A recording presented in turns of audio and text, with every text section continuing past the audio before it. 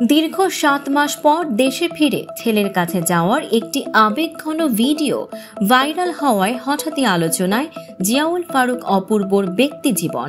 অনেকেই সেই ভিডিওতে নানা নেতিবাচক মন্তব্য করেছেন।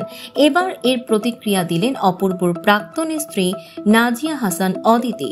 সম্প্রতি একটি আবেগঘন পোস্ট দিয়ে তুলে আনলেন এক ব্যতিক্রমধর্মী বাস্তবতা। ফেসবুকে দেয়া সেই পোস্টে অদিতি লিখেছেন, আমার ছেলের বাবা অনেকদিন পর দেশে ফিরে ওকে সারপ্রাইজ দিয়েছে। তাদের এই আবেগঘন মুহূর্তটা ছিল খুবই সুন্দর, কিন্তু সেই ভিডিওর নিচে যখন কেউ তার ছেলেকে একা বা একাকী বলে মন্তব্য করে, তখনই ক্ষুব্ধ হন তিনি।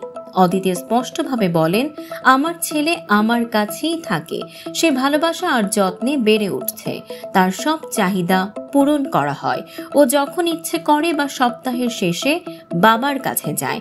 আমরা সবসময় ওর সুখকে সবচেয়ে বেশি গুরুত্ব দিই। তিনি আরো বলেন, আমাদের প্রতি দয়া করে একটু সহানুভূতিশীল হন। সম্পূর্ণ ঘটনা না জেনে মন্তব্য করলে তা খুব আঘাত দেয়। পোস্টের শেষে যারা ভালোবাসা ও সমর্থন জানিয়েছেন তাদের প্রতি কৃতজ্ঞতাও প্রকাশ করেন অদিতি।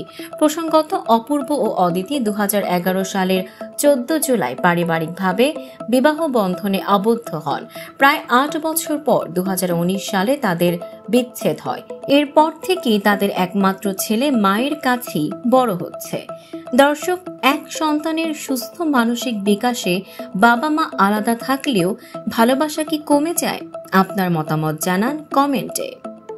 দর্শক, এমনই সব চমকপ্রদ খবর পেতে ফলো করুন আমাদের ফেসবুক পেজ CB24 TV এবং সাবস্ক্রাইব করুন YouTube channel CB24 TV official.